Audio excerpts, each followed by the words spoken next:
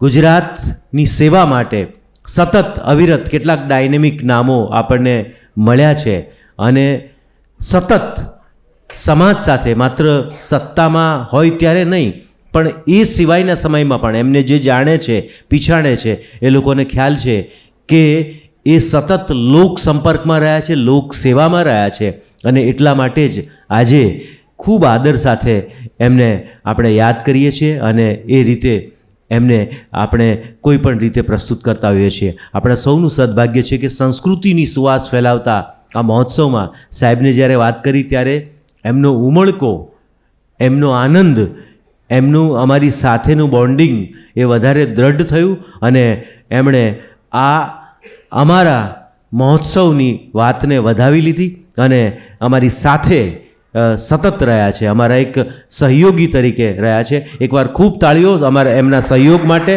એમના સ્નેહ માટે, એમની લાગણી માટે. આદરણીય રોનકભાઈ પટેલ સાહેબને હું મંચ પર પધારવા વિનંતી. ખૂબ જાણીતા વરિષ્ઠ પત્રકાર અને ગુજરાત મીડિયા ક્લબના પ્રેસિડેન્ટ આદરણીય નિર્ણય કપૂર સાહેબને પણ હું મંચ પર પધારવા માટે હું વિનંતી કરું છું. આપણે અભિવાદન કરીશું આદરણીય શંકરભાઈ ચૌધરી સાહેબનું. કપૂર સાહેબને વિનંતી કે આપ મંચ પર પધારશો. આદરણીય શંકરભાઈ ચૌધરી સાહેબનું નિર્ણય કપૂર સાહેબ ગુજરાત મીડિયા ક્લબના પ્રેસિડેન્ટ અભિવાદન કરશે.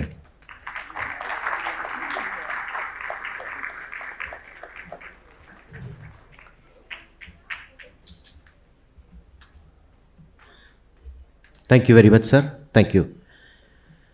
તો ફરી એકવાર સાહેબનું અમે સ્વાગત કરીએ છીએ અને અમારી આ સંકલ્પના ભારતમાં પહેલીવાર એટલે ગુરુકુળથી શરૂ થયેલી પરંપરા ભારતકુળ સુધી પહોંચે.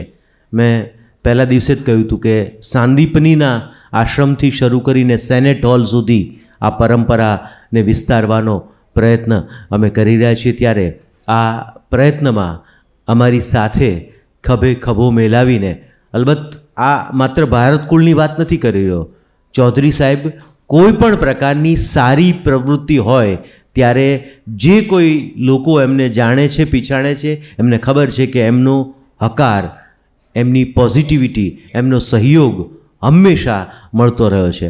Thank you very much sir, thank you again. તો હું સાહેબને નમ્ર વિનંતી કરું છું, નિવેદન કરું છું કે પ્રસંગોચિત આપ વક્તવ્ય આપશો. Please welcome sir. આદરણીય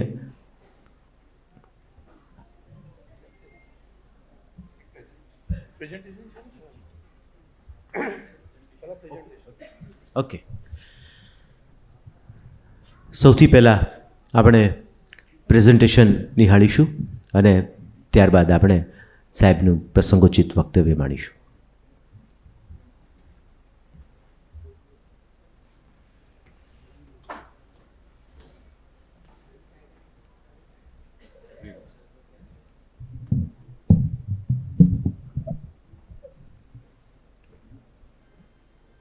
जय हिंद, नमस्कार.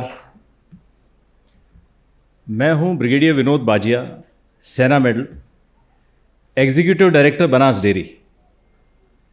मैं आपके मध्यस्थ उपस्थित हूं कि अगले 15 से 20 मिनट में बनास डेयरी के बारे में, कि बनास डेयरी की किस प्रकार से शुरुआत हुई और बनास डेयरी आज किस मुकाम पर है, इसके बारे में बातचीत करूंगा.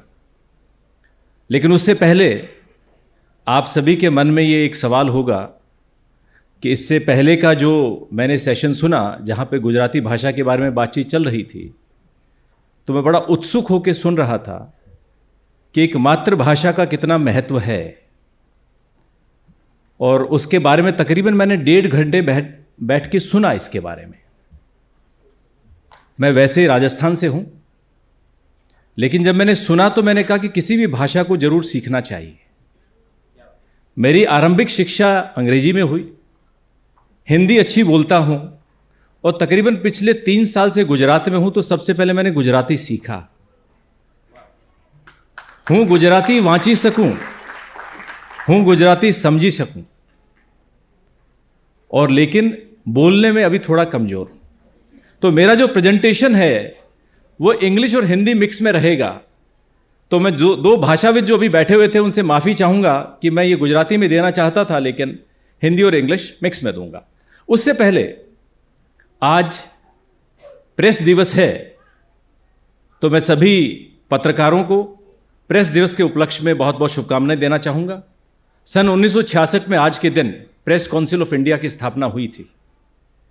प्रेस काउंसिल ऑफ स्थापना हुई थी, उसका उद्देश्य था कि यार प्रेस, हमारी जो प्रेस है वो रिस्पॉन्सिबली रिपोर्ट करे, उनको फ्रीडम ऑफ स्पीच हो, इस मार्फत इसको इस्टेब्लिश किया गया था। तो मेरी तरफ से बहुत बहुत शुभकामनाएं। अगला सवाल है कि एक सैनिक डेयरी के बारे में बात करने जा रहा है, तो ये कैसी विडंबना है कि एक सैनिक, generally he is on the borders, he is more involve into, you can से, द वॉरफेयर के बारे में, he is more into the strategy, and he is going to talk about dairy. How is it that one has landed up in dairy? मैंने 31 साल तक सेना में service किया, 4 साल मेरा ट्रेनिंग, 35 साल में वर्दी में रहा, और तकरीबन पिछले 3 साल से दूध के व्यवसाय में हूं। तो ये कैसे संभव हुआ? इन लाइफ, जिंदगी में आप क्या ढूंढते हैं? At any place, that what ever you do, कोई भी काम अगर आप करते हैं, उस काम में आपको खुशी मिलनी चाहिए। दूसरा, जो भी आपका धंधा है, उस धंधे में आपकी खुद की ग्रोथ होनी चाहिए। और तीसरा, what ever you do in life, you should be touching the lives. आपको दूसरे की जिंदगी में कुछ कंट्रीब्यूट करने का, कुछ योगदान देने का मौका मिलना चाहिए। I think all 3 boxes are ticked when I found what is Banas dairy. तो मैं आपसे, बनास डेयरी में मैं आया तो बनास डेयरी का सेटअप कैसा है? आई सेड कि पालनपुर जो उत्तरी गुजरात का ऐसा जिला है जहां शायद जो एक शहर में सुविधाएं होती हैं वो ना उपलब्ध हों, लेकिन जब मैंने आके देखा कि हु इज एमडी का, एमडी वो हैं जो 35 साल से डेयरी इंडस्ट्री में हैं, और एनडीडी में मैं 10 साल तक एग्जीक्यूटिव डायरेक्टर थे। तो आई सेड वेरी नाइस। मैं बाकी सीनियर से मिला तो 2 of the seniors they have come from Reliance Industries, a very big corporate house. उससे आके उन्होंने बनास डेयरी ज्वाइन किया। I met the next senior, he said I was Indian railway service officer. I said I am serving in Banas dairy. उसके बाद में I had interaction with the honourable chairman जो अपने बीच उपस्थित हैं। When I met him, so they say the vision of a leader is what draws you. तो जब आपसे बातचीत हुआ तो पूछा कि yes, what is the purpose of Banas dairy? उन्होंने कहा, the purpose of Banas dairy is to give a dignified life to the milk producer of Banaskantha and to harvest happiness. Believe you me, it touched my life and I still had 6 years to go in the army. मेरे अभी भी 6 साल बाकी थे। I had the next promotion to be a general. मैंने general का promotion नकार के और उसके बाद में बनास डेयरी ज्वाइन तय किया, और मैं पिछले 3 साल से बनास डेयरी में कार्यरत हूं। तो without much ado, let's have the presentation what is Banas all about. Any organisation, किसी भी संस्था के लिए leadership plays a pivotal role. Without leadership and without a clear vision, it's not possible to be successful. I am grateful to the media, Bharat Cool, to be here amongst you all. Banas Dairy is a story of hope and empowerment. What is hope and empowerment? आप सभी को मालूम है, बनासकांठा जिला गुजरात का उत्तरी जिला है। अगर आप आज से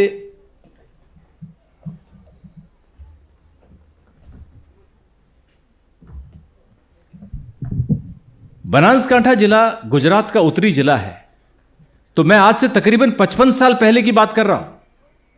55 years back, the northern most district of Gujarat, जिसका पश्चिमी भाग जो है वो रण क्षेत्र है, जिसका बीच का विस्तार है वो रेगिस्तान जैसा है, जिसका पूर्वी भाग है वो अरावली का पहाड़ी क्षेत्र है। पानी की मात्रा बहुत कम थी। The common man was living the life of pastoral living. The livelihood was based on seasonal rains. बारिश के ऊपर जीवन आधार था।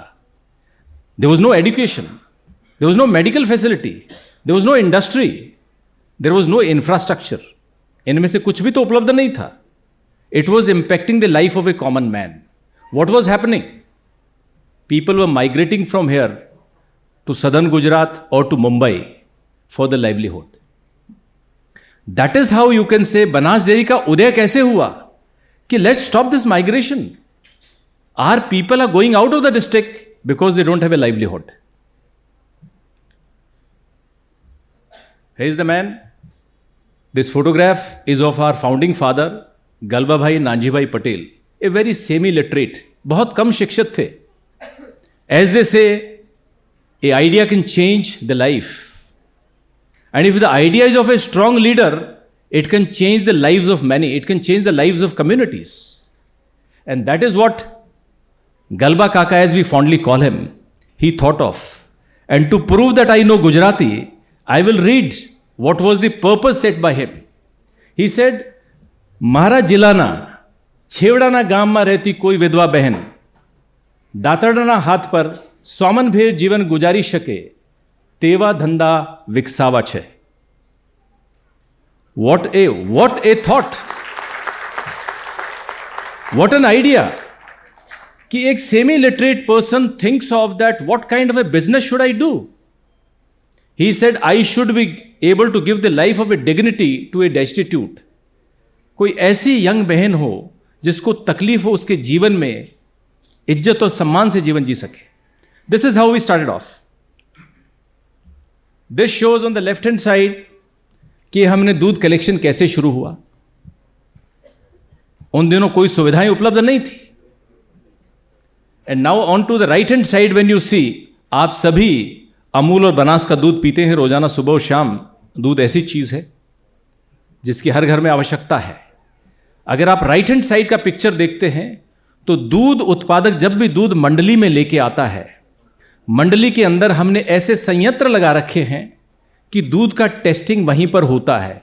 अगर किसी भी प्रकार की मिलावट या एडल्ट्रेशन होता है वो दूध एक्सेप्ट नहीं किया जाता है. एंड अगर उसमें पता लगता है तो ऐसा नहीं कि उसको आप छोड़ देंगे, उस दूध के अंदर आप कलर डाल देते हैं. कलर डालने के बाद में जिससे कि वो जाकर दूध कहीं और बेच ना सके. और अगर ये गलती वो बार बार करता है तो उसके बाद में उसको ब्लैकलिस्ट किया जाता है और जीवन भर के लिए उसको डेयरी की सदस्यता से निकाल दिया जाता है. Why is it done? हमें ये मालूम है कि दूध एक नवजात शिशु से लेकर एक बुजुर्ग तक दूध का इस्तेमाल करते हैं. Its food and we have to be very ethical. We have to maintain very ethical standards when we are marketing, when we are into the business of milk. हमारी शुरुआत 8 गांवों से 5000 लीटर से 1969 में शुरू हुई. 8 गांव 5000 लीटर. आज के दिन हम 8 स्टेट्स में, बनास डेयरी 8 स्टेट्स के अंदर है. 8 states of India, Banas dairy is visible. Banas dairy कहां पर है? बनास डेयरी का सबसे बड़ा प्लांट पालनपुर पे है जिसकी रोजाना की कैपेसिटी 55 लाख लीटर दूध की है. बनास डेयरी का दूसरा प्लांट पश्चिमी क्षेत्र में वाव के पास में सनादर के अंदर है, देवधर तालुका के अंदर, जिसकी कैपेसिटी 35 लाख लीटर की. बादरपुरा जो पालनपुर के पास में, पालनपुर दिशा रोड के ऊपर है, वहां पर हम बियॉन्ड डेयरी का तात्पर्य है कि डेयरी के अलावा हम किस धंधे के अंदर है, इसकी जरूरत क्यों पड़ी. हमारी लीडरशिप के विजन के हिसाब से हमने बोला दूध के अलावा how do we make the dairy more inclusive. Dairy को और इंक्लूसिव बनाने के लिए, ज्यादा फार्मर्स को रीच आउट करने के लिए हमने ऑयल बिजनेस, बटाका बिजनेस, आटा और THR, इन सभी के अंदर बादरपुरा के अंदर मिल लगाया. कातरवा के अंदर हमारा प्लांट है जिसकी कैपेसिटी है 2200 मेट्रिक टन रोजाना का पशु दान पैदा किया जाता है. पालनपुर के अंदर हमारा कैटल फीड प्लांट है जिसकी कैपेसिटी 900 मेट्रिक टन रोजाना की है. तो 3000 metric ton animal feed is prepared every day which amounts about 100 trucks daily. 30 lakh kgs of cattle feed is prepared every day in Banas Dairy. Then in the out states we have got a plant at Faridabad जिसकी capacity करीब 12.5 lakh litres की है। Kanpur plant है जिसकी capacity करीब 7.5 lakh litres की है। Lucknow plant है जिसकी कैपेसिटी आज के दिन 10 लाख लीटर की है। वाराणसी जो फरवरी 2023 के अंदर इनॉग्रेट किया ऑनरेबल प्राइम मिनिस्टर ने, उसकी कैपेसिटी 10 लाख लीटर की है। This is the range of products. आज के दिन हम तकरीबन 1108 SKUs अलग अलग तरह के प्रोडक्ट्स के अंदर है। डेयरी के अलावा बियॉन्ड डेयरी आपको 3 पिक्चर दिखाई दे रही हैं। सबसे लेफ्ट मोस्ट पिक्चर है कि हम रोजाना तकरीबन 100 metric ton of French fries तैयार करते हैं। Every day 100 metric ton of बटाका is processed. Finished good is 50 metric tons. On the right hand side you see the picture of honey. Every day we are packing about 5 metric tons of honey and this is the first plant where you have the flora based honey. 6 प्रकार का flora based Honey यहां पर pack किया जाता है।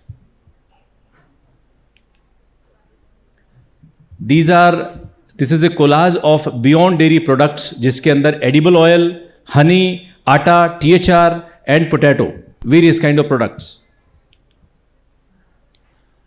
Banas dairy had a journey of last 55 years. 55 साल का हमारा इतिहास है। शुरुआती सालों के अंदर काफ़ी चैलेंजेस, बहुत चुनौतियां हुई, क्योंकि हमारे पास में as they say any industry is successful in case you have got the people, you have got the process, you have got the technology. 1969 we had lots of people. आदमी हमारे पास में बहुत थे। We didn't have the process, we didn't have the technology. तो हमारे शुरुआती सालों में our progress was very slow. But however, in the last 10 years, I will show you as to how we have leapfrogged, how exponentially we have grown in the last 10 years. पिछले 10 सालों में किस प्रकार से हमने ग्रोथ हासिल किया है, आपको मैं कुछ डेटा दिखा के, फिगर्स दिखा के, you will just see it yourself. 2014 और 15 के अंदर हमारा milk procurement was about 40 lakh litres per day.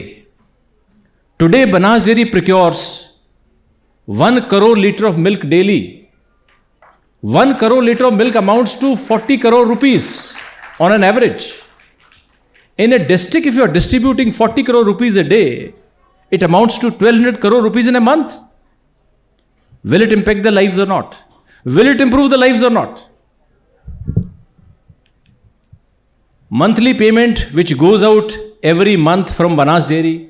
In 14-15 we had 287 crore rupees being doled out every month. आज के दिन हर महीने हम 1205 करोड़ रुपया हर महीने we distribute to our farmers.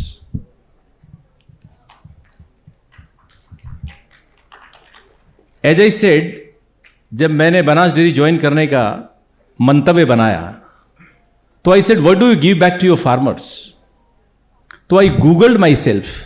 मैंने कहा मेरे को गूगल में देखने तो यूएस जो है वो अपने फार्मर्स को कितना पैसा देता है, how much Brazil is giving, how much New Zealand is giving to their farmers, because these are the countries which are famous for dairy industry. तो जब उनको मैंने देखा तो तकरीबन 50 रुपया या 60 रुपया, 60% money goes back to the farmer. It is Banas dairy which gives 82 rupees of every rupee overturn back to the farmer. I am not boasting. No industry can afford to give 82% back to, you can say, the farmer. This kind of money is not given anywhere. The industry is running in the 18% what is saved, जिसके अंदर real estate, technology, manpower, energy, transportation, everything is 18%. The milk processing capacity, we started off with 5,000 liters of milk. Today our processing capacity means every day we pack 1 crore liters of milk in 1108 different kind of SKUs. But how is it possible? ये संभव कैसे हो पाता है? Unless you have elaborate system of support services, it is not possible to, you can say, have this kind of a milk in a district. Banas Dairy boasts of having a large entourage of, you can say, ambulances and of doctors. The figures are enlisted here. We have got 262 veterinary experts in one district I am talking about.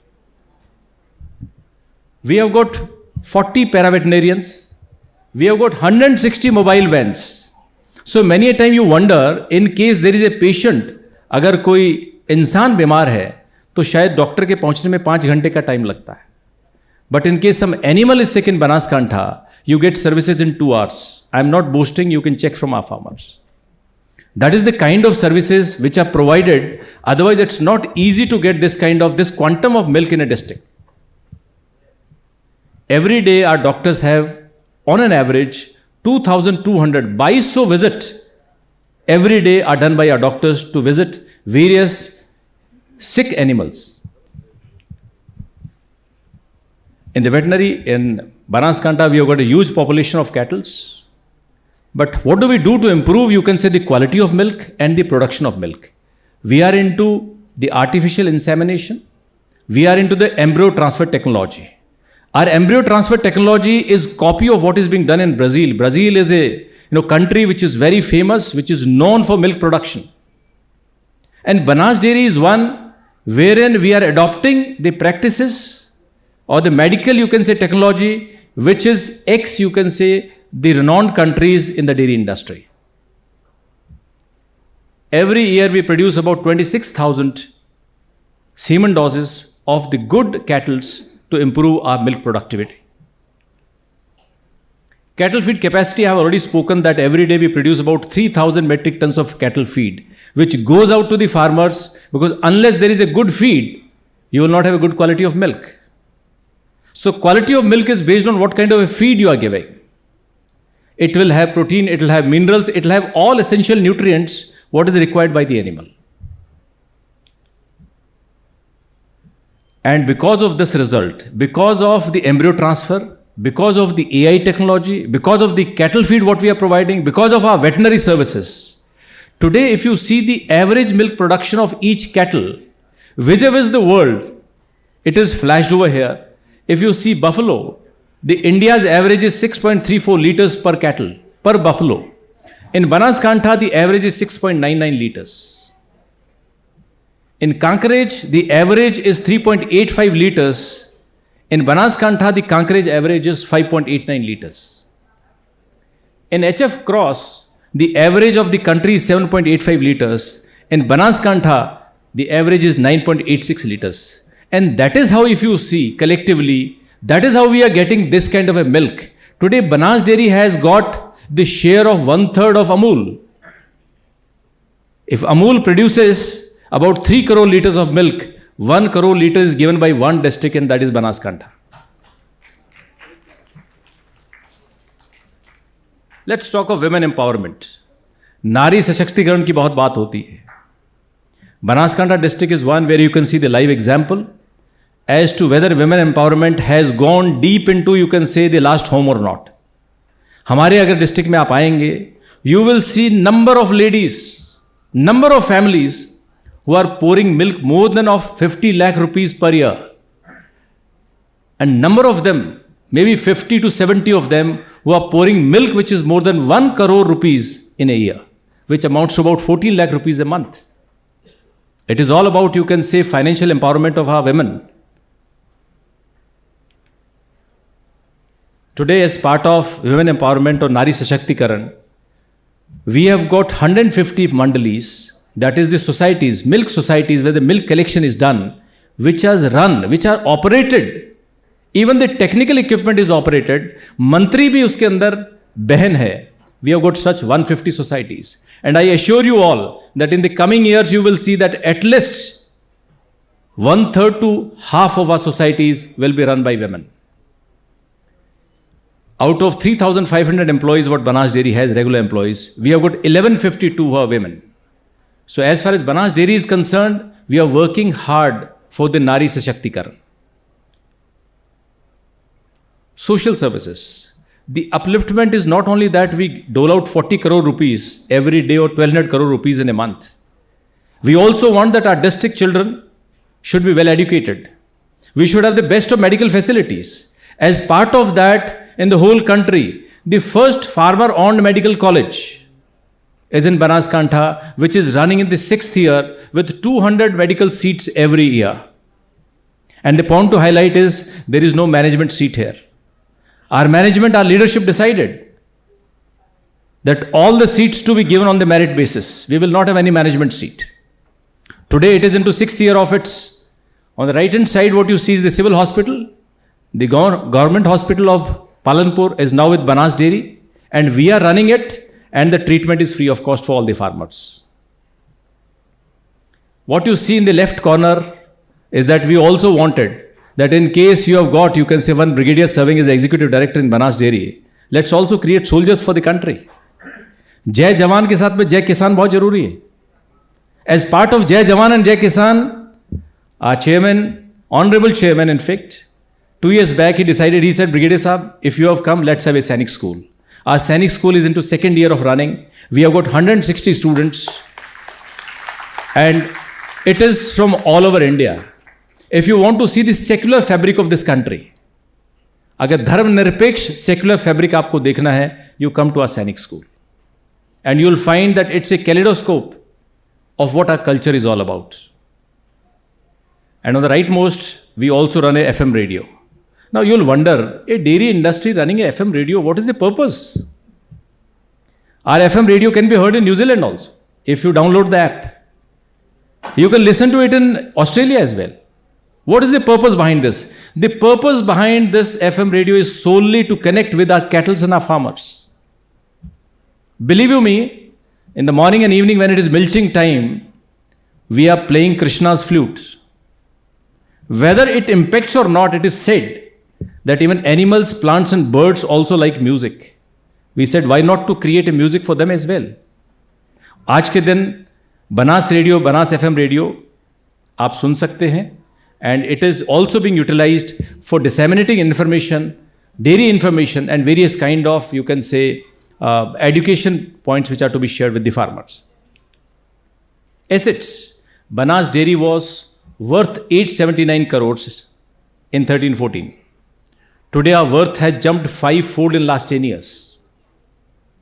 As I said, leadership plays a pivotal role. If the leader is strong, if the leader is visionary, and if the professionals are committed, you can achieve any heights. It was 879, today we stand at 4491 crores. Our turnover in 14-15 was 4687 crores. And we have, at this point of time when I am standing in front of you, we have already crossed 20,000 crores.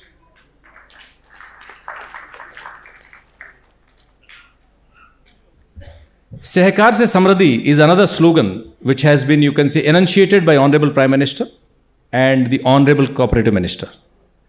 Banas Dairy said, Sehkar se Samriddhi hai. Any kind of a Sehkar institute running in the district, we are the first one proactively go and cooperate with them. We have got the Banas Bank. All transactions are DBT, direct to bank. You know, you'll wonder that जब कोई बहन दूध लेके आती है मंडली के ऊपर, तो it is not the olden system कि वो दूध को तोलना पड़ेगा and then she'll say कि how much it is. She pours the milk, it is automatically tested. And after testing, in 15 seconds, she will have a message on the phone कि your milk was this quantity, उसमें fat इतना था, उसमें SNF इतना था और आपका इतना पैसा है. This is the kind of method or technology we are adopting so that, you know, firstly time is reduced and more so things are automated. Today we have got 4,83,000 accounts. All the money is transferred directly to the bank. No cash transaction is done.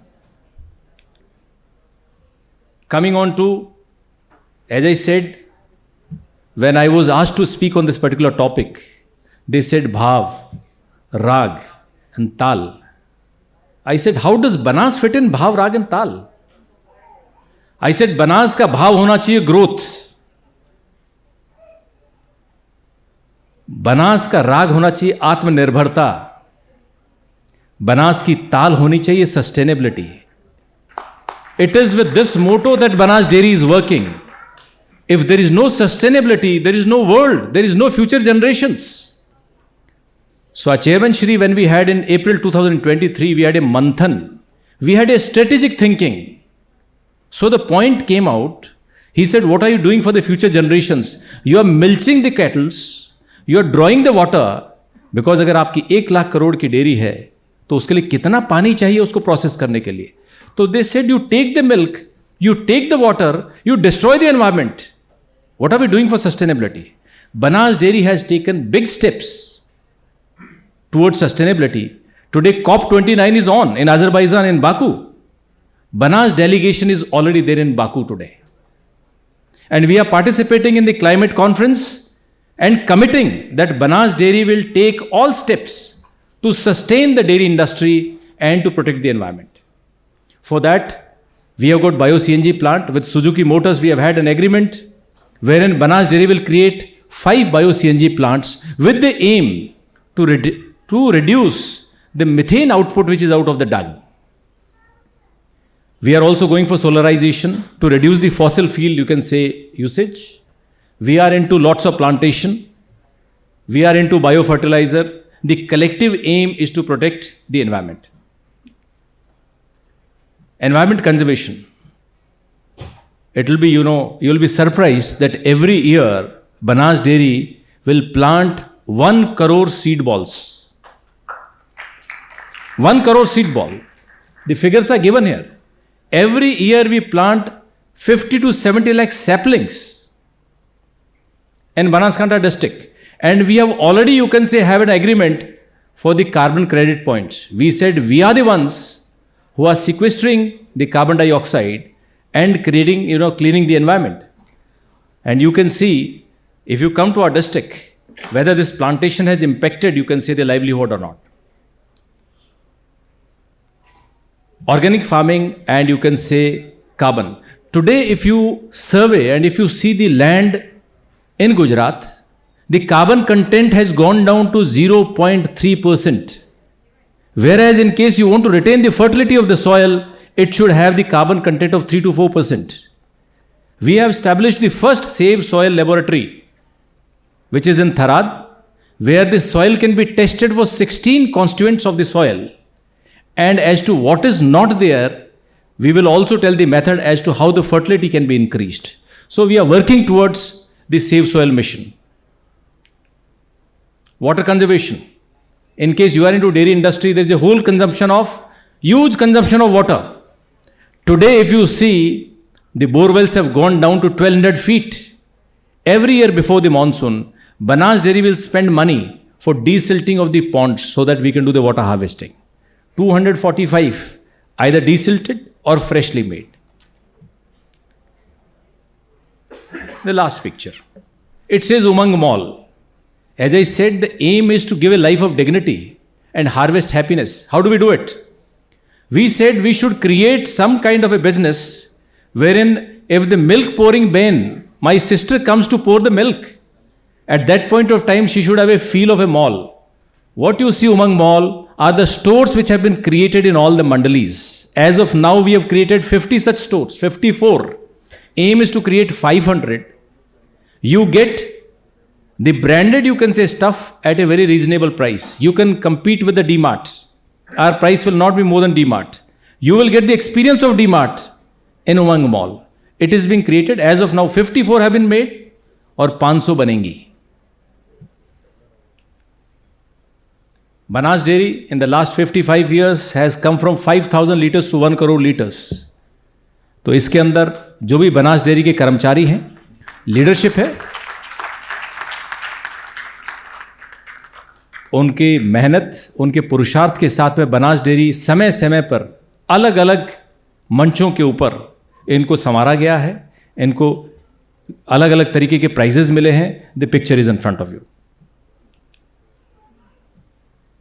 In the end, I had started off my speech with the purpose statement given by a founding father. ગલબા કાકા ને કહા થા કે છેવાડાના ગાંવ में રહેતી કોઈ વિધવા બેન ડિગ્નિફાઈડ લાઈફ જીવી શકે એવો ધંધો વિકસાવવાનો છે. My Gujarati is okay,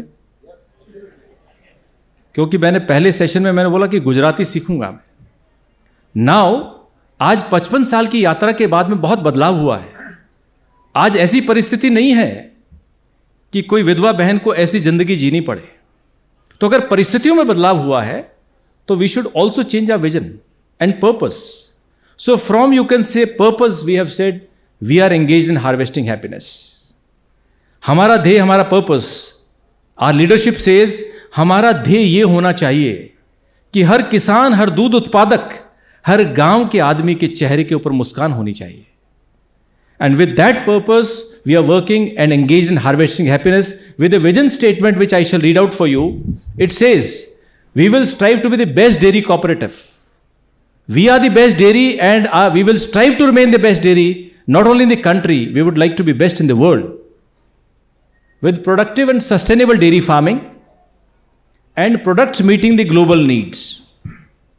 By strengthening our values, cooperative movement, women empowerment, I have already spoken about women empowerment, regenerative agriculture, innovation, enriching their lives through technology, and expand beyond dairy for happiness of all stakeholders.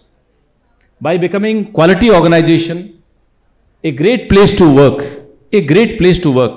When it is a great place to work, people like me, they resign from this service, living 6 years of career, they come and join Banas Dairy. Why? Because we find meaning in the purpose, that the purpose is to harvest the happiness and help India become a dairy to the world. Today, India is the largest producer of milk in the world. But we would like that in the times to come, India should be dairy to the world. World should be coming to us. They should be seeking out our country. That we would like to purchase, we would like to buy, we would like to trade milk from India. I have finished, and it was a brief, you can say, history and how the journey, about the journey of Banas Dairy. If there are any questions, I shall take on after the, you can say, talk show. Thank you. Jai Hind, Namaskar.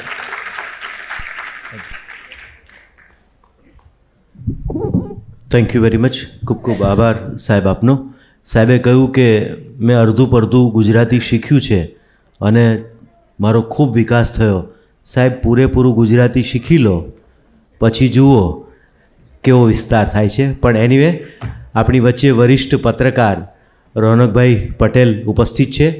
ખૂબ તાળીઓના સન્માન સાથે પ્રસન્નતા વ્યક્ત કરવા માટે હું એમને વિનંતી કરું છું. નમસ્કાર. ઝાઝો સમય નહીં વેડફું પણ બનાસ ડેરીને એક લાઇનમાં ડિફાઇન કરી દઉં. અમે લોકો ટેલિવિઝનવાળા એક એક સેકન્ડની ગણતરી કરતા હોઈએ છીએ. તમે લોકોએ બિઝનેસ ચેનલ ઉપર અલગ અલગ કંપનીની એજીએમના લાઈવ જોઈ હશે. પણ જ્યારે બનાસ ડેરીની સામાન્ય સભાની બેઠક હોય, અમે લોકો હરીફાઈ કરતા હોઈએ છીએ. અમે બ્રેક સેટ કરીને પણ કોઈ પણ હિસાબે એ લાઈવ બતાવતા હોઈએ છીએ. અમારો સ્વાર્થ હોય છે, કારણ કે અમે જાણતા હોઈએ છીએ કે એક કંપની બોનસ જાહેર કરે ને એના કરતાં ઘણો વધુ નફો બનાસ ડેરી જાહેર કરતી હોય. કેમ કે હું સુરતથી છું. સુરતના એક વેપારીએ બોનસની અંદર કાર આપેલી દિવાળી 5, 7, 10 લાખની થતી હશે. એની બહુ ચર્ચા થઈ. પણ ઘણા મિત્રો મુંબઈ, દિલ્હીથી જે આવે એમને હવે ઉલટી ચર્ચા શરૂ કરી કે તમારે તો એવી તો કેવી ડેરી કે બોનસ કે નફા તરીકે એક પશુપાલકને 50 લાખ, 1 કરોડ રૂપિયાનો ચેક આપે. બસ આ બનાસ ડેરી છે. 3 તબક્કામાં વાત કરીશું શંકરભાઈ પાસે, કારણ કે બનાસ ડેરીને અને બનાસકાંઠાને કુદરતે બહુ અન્યાય કર્યો, પાણી ઓછું આપ્યું, પણ બીજું બહુ બધું બનાસના લોકોએ મેળવ્યું. એક શ્વેત ક્રાંતિ, બીજી હરિત ક્રાંતિ અને ત્રીજી સ્વીટ ક્રાંતિ. શરૂઆત શંકરભાઈ શ્વેત ક્રાંતિથી જ કરીશ, કારણ કે પ્રેઝન્ટેશન હું જોતો હતો. 10 લાખ લીટર દૂધ અને માત્ર 10 વર્ષમાં 1 કરોડ લીટર દૂધનું ઉત્પાદન કેવી રીતે શક્ય બન્યું? અમે યોગ્ય વાતાવરણ પૂરું પાડવા માટેનો પ્રયત્ન ડેરીએ કર્યો અને પશુપાલકોને ડેરી ઉપર ભરોસો એક તો ઊભો થયો અને 50 વર્ષનો અનુભવ હતો પશુપાલકોને, તો એક એક્સપિરિયન્સ હતો અને એન્વાયરમેન્ટ ઊભું કર્યું. તો 40 લાખ લીટરે પહોંચ્યા હતા 50 વર્ષમાં, અને આ 10 વર્ષની અંદર સીધા 40માંથી 1 કરોડ લીટર સુધી અમે પહોંચી શક્યા. તો એનું કારણ હું સૌથી મોટું કહું તો એક તો બાકીની સર્વિસીસ જે છે, તમે જોયું હશે અહીંયા 250 કરતાં વધારે વેટનરી ડૉક્ટરો અને એને એમ્બ્યુલન્સ, અમારી 108ની માણસ માટેની જે ગાડીઓ છે એ આખા જિલ્લામાં 25 છે 108ની, પરંતુ આ 250 છે પશુ માટે, કેટલ માટે. તો એ ફોન કરે અને તાત્કાલિક કેટલ માટે પહોંચી જાય. તો આ એક વ્યવસ્થા ઊભી કરી શકાય. બીજું, બ્રીડિંગનું કામ બહુ મોટા પ્રમાણમાં અમે કરી શક્યા અને વર્લ્ડની જે બેસ્ટ ટેકનોલોજી હતી એ અમારે ત્યાં લાવ્યા. એટલે પર કેટલ પ્રોડક્ટિવિટી જે તમે જોઈ હશે તો સરેરાશ દેશ કરતાં પણ જે વધુ છે તો એક કારણ પર કેટલ પ્રોડક્ટિવિટી વધારી, સારા ભાવ આપ્યા, અને બીજું એ કર્યું કે અમે ભાવ આપ્યા પછી પ્રોફિટેબલ વ્યવસાયને બનાવ્યો. તો પહેલાં 200-300 કરોડનો નફો આવે તો બધા એવું કહેતા કે અરે 200 કરોડનો નફો આવી ગયો છે વર્ષે, 300 કરોડનો આવ્યો, પરંતુ દર વર્ષે અમે 2000 કરોડ સુધી અત્યારે પહોંચી ગયા પ્રોફિટ વધારાનો, જે ભાવ વધારો આપીએ ને એ. એટલે એને લાગ્યું કે હું આટલા પૈસા તો મને મળે છે પરંતુ ડેરી કમાઈને આપે છે. અને એ પણ ક્યારે? અમે નવા પ્લાન્ટ 10 વર્ષની અંદર નવા આટલું રોકાણ કર્યું, એટલે 800 કરોડમાંથી તમે આંકડો જોયો હશે 4000 કરોડની અમારી વેલ્થ વધી છે. તો એ નવા પ્લાન્ટોની અંદર ખર્ચો થાય, દરેક પ્લાન્ટ કરીએ તો 400-500 કરોડ 1000 કરોડનો ખર્ચ થાય. તો એ રોકાણ કર્યા પછી પ્રોફિટ આપી શક્યા. એટલે અમે ફરીદાબાદમાં નવી ડેરી બનાવી, અમે લખનૌમાં ડેરી બનાવી, અમે કાનપુરમાં 10 વર્ષમાં બનાવી ડેરી, અમે વારાણસીની અંદર ડેરી પ્લાન્ટ કર્યો, અમે બનાસકાંઠાની અંદર બીજો નવો ડેરી પ્લાન્ટ કર્યો, અમે બાદરપુરાની અંદર નવો ડેરી પ્લાન્ટ કર્યો, એક મેડિકલ કોલેજ કરી. આ બધું કર્યા પછી પણ એને 2000 કરોડનો નફો આપતા થઈ શક્યા. એટલે લોકોને ભરોસો થયો, અરે યાર આ તો ઘરની અંદર આપણે દૂધ જ ભરાવાનું છે, આપણા વતી વેચીને પૈસા કમાઈ અને આપણને ઘરે આપે છે, આપણે વધારે પૈસા આવે છે, તો આપણે આની અંદર ઇન્વેસ્ટ કરો. તો લોકોએ ઉત્સાહપૂર્વક એમાં ઇન્વેસ્ટ કર્યું અને વધારે ગાય ભેંસ લાવ્યા, વધારે રસ લેતા થયા. મારે તમે સુરતની વાત કરીને, સુરતમાંથી રિવર્સ માઇગ્રેશન કરીને બહુ લોકો આવ્યા પાછા. જે ડાયમંડમાં હતા ને એ લોકોને લાવ્યો, ભાઈ રહેવા દો ને, 25 ભેંસો અહીં આગળ લાવી દો ને તો 25 લાખ રૂપિયા કમાઈ લેશું. તો આ વ્યવસ્થા એક વ્યવસાય ઊભો થયો અને લાગ્યું કે ભાઈ આ તો આમાં મંદી નહીં આવે, આ કામ ચાલ્યા જ કરશે. શંકરભાઈ, આપણે સુરતની વાત કરીએ ને એ હકીકત છે કે સુરતથી પહેલાં દીકરો હીરા ઘસી કમાઈ અને બનાસકાંઠા આંગળીયામાં મોકલતો, મની ઓર્ડર કરતો. સ્થિતિ બદલાઈ. એ જ જાણુને સમજવું છે બનાસકાંઠાની ઇકોનોમી કેવી રીતે બદલાઈ આ ડેરીના કારણે, અર્થતંત્ર કેવી રીતે બદલાય. અર્થતંત્ર તમે અત્યારે હાલ જોતા હશો કે પૂરા દેશની અંદર સૌથી વધારે બાઇક ખરીદવાવાળો કોઈ જિલ્લો હોય તો બનાસકાંઠા જિલ્લો છે. પૂરા દેશમાં સૌથી વધારે ટ્રેક્ટર ખરીદવાવાળો જિલ્લો કોઈ હોય તો પૂરા દેશનું હું કહું છું એ બનાસકાંઠા જિલ્લો છે. તમે અત્યારે ગામની અંદરથી જતા હશો તો રોડની અંદર, ખેતરની અંદર ફાર્મ હાઉસ તમે જોતા હશો તો શહેરની અંદર હોય એ પ્રમાણના સારા મકાનો રહીને પોતે લિવિંગ હેબિટ સારી રીતે પહેલાં કરે એવું થઈ ગયું. 4 વ્હીલ ગાડીઓ સૌથી વધારે મહિન્દ્રાની તમે જોશો તો ગાડીઓ વેચાવાનો જિલ્લો જો હોય તો એ બનાસકાંઠા જિલ્લો છે. તો આ ખરીદ શક્તિ જ્યારે વધી, હું માનું છું કે એમાં સૌથી મોટું જે કારણ છે જિલ્લાવાસીઓનો પુરુષાર્થ, ખાસ કરીને મહિલાઓનો પુરુષાર્થ, અને ડેરીએ એને વાતાવરણ ઊભું કરીને આપ્યું. અને બીજું ટેકનોલોજીનો ઉપયોગ દ્વારા પારદર્શિકતા આપી. પહેલાં પૈસા આપે તો અહીંથી ડેરીમાંથી પૈસા મૂકે તો સેક્રેટરી પાસે જાય, સેક્રેટરી એના પૈસા કેશ કરીને ત્યાં આપે, આવું બધું હતું. અને સ્વાભાવિક રીતે આવી વ્યવસ્થા હતી. હવે ડાયરેક્ટ ડેરી અહીંથી ક્લિક દબાવે, સીધા એના અકાઉન્ટમાં જમા થાય છે પૈસા. એને પોતાનો હિસાબ એની પાસે રાખે છે, પોતાના મોબાઈલની અંદર રાખે છે. એટલે એક ટેકનોલોજીના માધ્યમથી જે પારદર્શિતા આવી એ પણ એક કારણરૂપ છે. અને એટલા માટે જ હું તમને કહી શકું કે 350-400 કરોડ રૂપિયા પર મંથ જે જમા કરતા હતા પશુપાલકોના અકાઉન્ટમાં, એ આજે 50 વર્ષે અમે 400 કરોડથી ઓછા જમા કરાવી શકતા, 400 કરોડ નહોતા પહોંચી શક્યા. પરંતુ આ 10 વર્ષની અંદર દર મહિને 1200 કરોડ રૂપિયા એના અકાઉન્ટમાં જમા કરાવીએ છીએ, પ્રોફિટ વગર, જે વાર્ષિક સાધારણ સભા છે ન સિવાય. તો એના કારણે પૈસો દોડતો થયો. અને સૌથી સારું એ થયું કે એનું રોકાણ લોકોએ એજ્યુકેશનમાં કર્યું. એટલે શિક્ષણની અંદર સૌથી વધારે રોકાણ કરવાનું કર્યું. બીજું, દૂધ આવ્યું ઘરે તો દીકરા દીકરીને દૂધ પાઈને મજબૂત પણ કરતા થયા. એટલે પોલીસમાં, આર્મીમાં, પેરામિલિટરી ફોર્સમાં બધી જગ્યાએ દોડાદોડી. તમે અત્યારે રોડની અંદર જશો ને તો માં એના દીકરાને લીટર દૂધ આપીને કે લે આપી, અને તારે સિલેક્ટ થવાનું છે આર્મીની અંદર, તારે આ કામ કરવાનું છે. દીકરીઓ પણ મોટા પ્રમાણની અંદર આના કારણે કરીને બહાર આવી. ડૉક્ટર પણ મોટા પ્રમાણમાં બન્યા. અત્યારે હાલ જોશો તો બનાસકાંઠામાં પહેલાં ડૉક્ટર બહારથી લાવવા પડતા. હું માત્ર 5 વર્ષ પછી કહું છું બનાસકાંઠા જિલ્લો 2 થી વધારે જિલ્લાને ડૉક્ટર પૂરા પાડી શકે ને કેપેસિટી બનાસકાંઠા જિલ્લાની થઈ જશે. તો એજ્યુકેશનની અંદર પણ ઇન્વેસ્ટમેન્ટ બહુ લોકોએ કર્યું. અને મેન તો પ્રજા તો છે જ, બસ એક દિશા મળી ગઈ. શંકરભાઈ, પુરુષ પ્રધાન દેશ છે અને એ હકીકત છે કે પુરુષ કમાય અને ઘર ચાલે. મેં તમારા ત્યાં એજીએમમાં પણ જોયું ને અમે લોકો પણ જ્યારે સ્ટોરી કરતા જોઈએ છીએ, મોટાભાગની મહિલાઓના એકાઉન્ટ છે, મહિલાઓના ખાતામાં એ રૂપિયા જમા થતા થાય. અર્થતંત્રમાં બનાસકાંઠાની મહિલાઓનું મહત્ત્વ કેવી રીતે વધ્યું, પરિવારમાં પણ કેવી રીતે વધ્યું? રોનકભાઈ, બહુ મહત્ત્વની વાત આપે કરી. એક બાબત તો દરેકે સ્વીકારવી પડે કે જો મહિલાને સશક્તિકરણની અંદર બાકી બધું માન સન્માન આપણે આપીએ તો બરાબર, પણ આર્થિક સક્ષમ નહીં થાય તો એની ક્ષમતા ની અંદર કંઈ ને કંઈ ત્રુટી રહેશે. અમે એક કામ કર્યું કે મહિલાઓના અકાઉન્ટ ખોલવાનું ચાલુ કર્યું કે દૂધ ભરાવે મેં દોવાનું કામ બેન કરે, દૂધ દોઈને બધું પશુપાલનની વ્યવસ્થા કરે, પરંતુ ખાતામાં પૈસા આવતા ભાઈના નામે. અમે એકાઉન્ટની વ્યવસ્થા કરી કે મહિલાના અકાઉન્ટમાં તમે પૈસા જમા કરાવો. બહુ સારો પ્રયત્ન થયો, ખૂબ સારી સફળતા મળી. એનું પરિણામ એ આવ્યું કે માની લો કે કોઈ ભાઈને પૈસા જોતા હોય તો તે બેન પાસેથી માગવા પડે, એને એકાઉન્ટમાં એના ખાતામાં પૈસા હોય તો એ વાત કરે મને પૈસા આપો. પહેલાં એવું હતું, માની લો કે રાજસ્થાન બાજુ આંટા ફેરો મારવો હોય કોઈને તો પણ માગવો પડે ત્યાં કે ભાઈ આપો. પહેલાં બેન પૂછે શાના માટે જોઈએ, ભાઈ બધા સમજાવો એમ, શેના માટે જોઈએ. તો આ વ્યવસ્થા એના કારણે રિયલ ઇન્વેસ્ટમેન્ટ જે એજ્યુકેશનની અંદર કરવાનું થયું ચાલુ, અને એ બહુ સારું પરિણામ આખું મળ્યું. શંકરભાઈ, અત્યાર સુધી હું બહુ જસ લેતો હતો ને ભેંસની વાત નીકળે એટલે એમ કહેતો અમારી મિહોણાની ભેંસ સૌથી વધુ દૂધ આપે, પણ આ પ્રેઝન્ટેશન પછી લાગ્યું કે હું કદાચ જાજુ નહીં બોલી શકું એના વિશે, મહેસાણા વિશે, અને હું અલગ અલગ ડેરીની કમ્પેરિઝન પણ નથી કરતો. પણ એક ફ્રેમવર્ક પણ છે, એક બોક્સ પણ બનેલ છે, એનાથી એ બોક્સની મર્યાદામાં રહીને, એટલે કે મિલ્ક માર્કેટિંગ ફેડરેશનની મર્યાદામાં રહીને કેવી રીતે ડેરી ગુજરાતની સરહદની બહાર નીકળી. એક અમારા માટે જે રીતે દૂધ વધ્યું એ એક અમારા માટે ખુશીનો સમાચાર હતો, પરંતુ એને વેચવા માટેનું માર્કેટ અમારી પાસે બનાસકાંઠા જિલ્લા પાસે નહોતું. એટલે અમારી પાસે 2-2.5 લાખ લીટરથી વધારે ના વેચી શકાય. ઇવન ગુજરાત પાસે પણ નથી.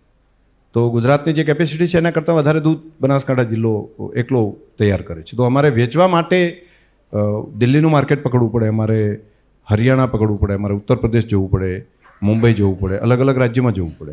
એટલે અમે શરૂઆત ત્યાંથી કરી, માર્કેટિંગ માટેની જે વ્યવસ્થા મિલ્ક માર્કેટિંગ ફેડરેશન અને ત્યાં. એટલે અમે ઉત્તર પ્રદેશની અંદર કેટલાક વિસ્તારની અંદર ત્યાંથી પણ દૂધ લેવાનું, અહીંથી લઈ જવાનું. ત્યાં પણ એ લોકોએ કીધું ભાઈ એકલું દૂધ તમે વેચશો તો અમે વેચવા નહીં દઈએ, તમારે અમારું દૂધ પણ ખેડૂતોનું લેવું પડશે અને તો અમે તમને વેચવા દેશું.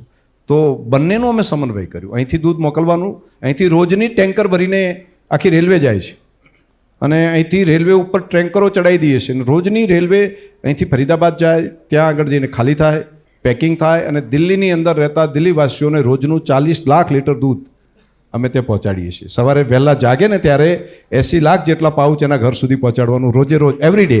એમાં દિવાળી હોય કે કોઈ પણ દિવસ, એને એક પણ વખત કોરોનામાં પણ એને દૂધ વગર નથી રાખ્યા. તો ધીમે ધીમે પછી આગળ વધતા ગયા અને બહાર જઈને એનું માર્કેટિંગની વ્યવસ્થા, ત્યાં નવા પ્લાન્ટ બનાવ્યા, ત્યાં વ્યવસ્થા કરી. અને હવે તો અમે ભુવનેશ્વરની અંદર પહોંચ્યા, અમે ઝારખંડની અંદર રાંચીમાં પહોંચ્યા છીએ. અમે આઉટ કન્ટ્રીમાં પણ અત્યારે વિચાર ચાલી રહ્યો છે કે હવે કેટલાક દેશોની અંદર આ કામ હજુ વધુ કરી શકાય. અમારો પાવડર અહીંથી છે તો બહાર કઈ રીતે વેચી શકાય, તો બહારનું માર્કેટ પણ વિચારી રહ્યા છે. તો એક જિલ્લો, મને એક ગૌરવની બાબત એ છે કે પૂરા વર્લ્ડની અંદર, હું જવાબદારીપૂર્વક કહું છું, પૂરા વિશ્વની અંદર દૂધની આવક આટલા લોકો, આટલા ખેડૂતો મેળવતા હોય, એમાં સૌથી વધારે આવક મેળવવાવાળો જિલ્લો એ પૂરી દુનિયાની અંદર બનાસકાંઠા જિલ્લો છે. પૂરા વિશ્વની અંદર એક દૂધના વ્યવસાયના કારણે આટલી રકમ મેળવતો થઈ શક્યો છે. અને એ અમને ગૌરવ છે કે છેલ્લા 10 વર્ષની અંદર દેશના પ્રધાનમંત્રી મોદી સાહેબે એક દિશા આપી અમને. અને હવે તો સહકારિતા મંત્રી પણ ગુજરાતના અમિતભાઈ શાહ સાહેબ અહીંયા મળ્યા, એટલે રિયલ ડાયરેક્શન મળ્યું. દર વખતે નવો એક આઈડિયા આપ્યો, દર વખતે એક વ્યવસ્થા બની, એના કારણે કરીને અમે કરી શક્યા. શંકરભાઈ, બનાસકાંઠા જિલ્લા દૂધ ઉત્પાદક સહકારી સંઘ એટલે સ્વાભાવિક જ પહેલી કલ્પના એ થાય કે મિલ્ક પ્રોડક્ટ સાથે જોડાયેલી સહકારી સંસ્થા. તો વચ્ચે મધમાખી ક્યાંથી આવી ગઈ? મધની મીઠાશ કેવી રીતે આઈડિયા આવ્યો કે દૂધ મંડળી પણ મધમાખીનું કામ કરી શકે? દૂધનો વ્યવસાય અમે કરતા હતા આટલા વર્ષથી. એક વખત એક કાર્યક્રમની અંદર મોદી સાહેબ આવ્યા, પ્રધાનમંત્રીશ્રી, અને એમણે વાત કરી કે ભાઈ શ્વેત ક્રાંતિ તો કરી છે પરંતુ તમે સ્વીટ ક્રાંતિ કરો. એટલે મેં કાર્યક્રમમાં પત્યા પછી કીધું સાહેબ સ્વીટ ક્રાંતિ એટલે શું? અરે પશુપાલન કરો છો, મધુમાખી પાલન કરો. એટલે અમને ડર લાગતો હતો કે મધુમાખી તો કરડે, ડંખ મારે, આ કામ આપણું નહીં. એટલે એમને કહ્યું તમે આ પ્રયત્ન કરો, ટ્રેનિંગ આપો. શરૂઆતની અંદર લાગ્યું કે એમાં નિષ્ફળતા મળશે, પરંતુ એ તાલીમ આપવાનું કામ કર્યું, અમે આ કામને આગળ ઉપાડ્યું અને ખરેખર એવું થયું કે આજે મધુમાખી પાલનની અંદર સેહતની દુનિયામાં આજે બનાસકાંઠા જિલ્લો ભારતનું હબ બની ગયો છે. આજે બી કીપિંગના કામની અંદર પણ અમે સૌથી વધારે કામ કરવાનું ચાલુ થઈ ગયું છે અને અલગ અલગ ફ્લોરાવાળું મિલ્ક હની એ અમે આપી રહ્યા છીએ. અને અત્યાર સુધીમાં જે લેબ હતી એ જર્મની આપણે ટેસ્ટ કરવા માટે મૂકતા હતા હની. એ લેબ એક આણંદમાં સ્થાપી અને બીજી બનાસમાં સ્થાપી. એટલે દેશ આખાનું ક્વોલિટીનું કામ એ પણ આપણે જોવાનું ચાલુ થયું. તો એ ક્વોલિટીવાળું મધ આપવાનું કામ પણ, એટલે મોદી સાહેબનો એક આઈડિયા હતો, વગર પૈસે મળ્યો અમને, કોઈ રોયલ્ટી ના લીધી, પણ એમણે કીધું કે બી કીપિંગનું કામ કરો. અમે ઉપાડી લીધું અને એમાં સફળતા મળી. શંકરભાઈ, પ્રેઝન્ટેશનમાં પેલું જોતો તો આ સીડ્સ બોલવાળું, અને સવારથી જ બનાસકાંઠા એવો જિલ્લો છે જ્યાં પાણી પણ ઓછું હતું, કદાચ લીલોતરી પણ ઓછી હતી, ગ્રીનરી પણ ઓછી હતી.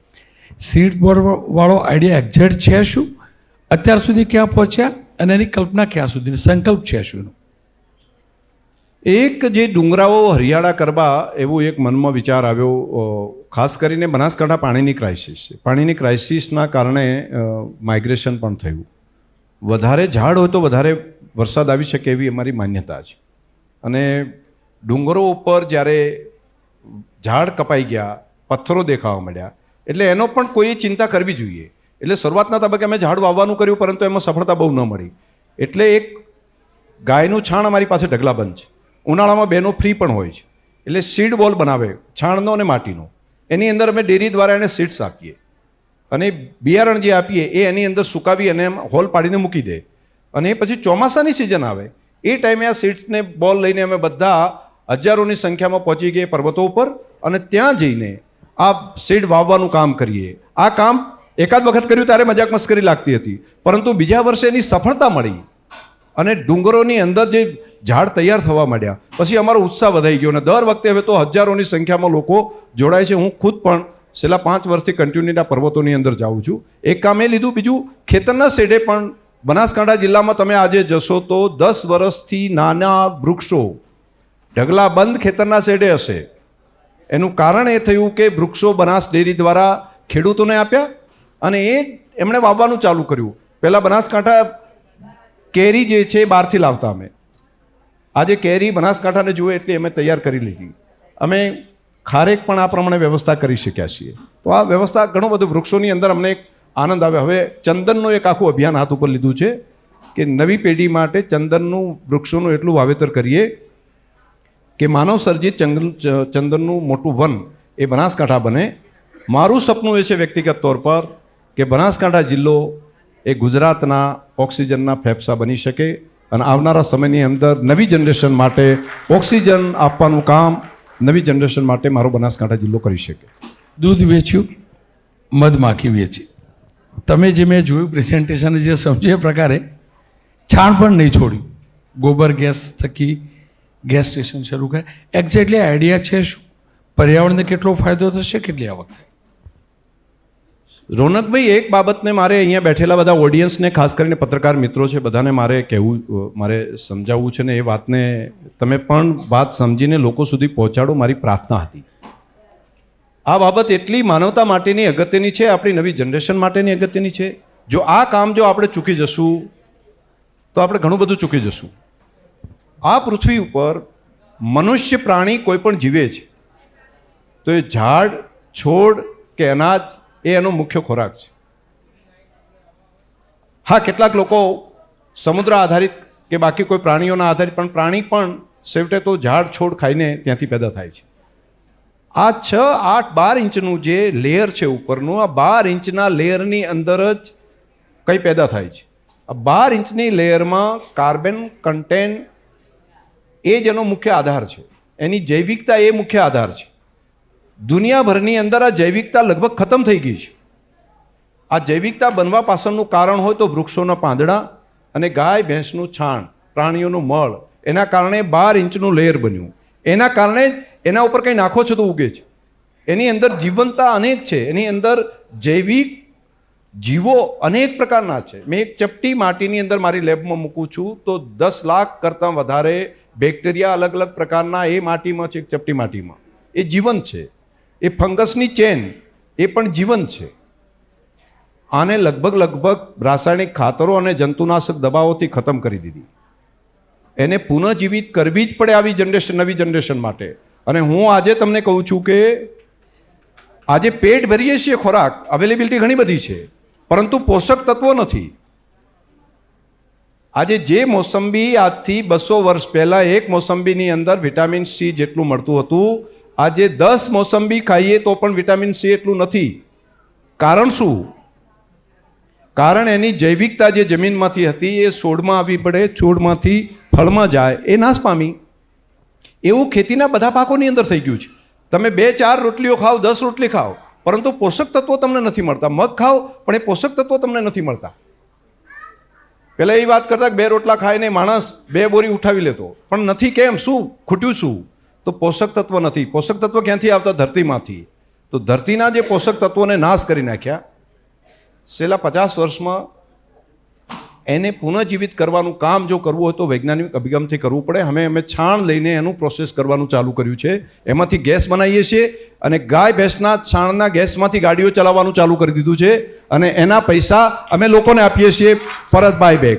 એટલું જ નહીં, એના સિવાય જે ગોબર તૈયાર છે, ગોબરમાંથી કેટલાક બેક્ટેરિયાને એડ કરીને અમે બેક્ટેરિયા એક લેબ તૈયાર કરી છે અને એ બેક્ટેરિયા અંદર એડ કરીને ફરી પાછી ધરતી હતી એવી પુનઃજીવિત કરવા માટેનું કામ પણ હાથ ઉપર લીધું છે.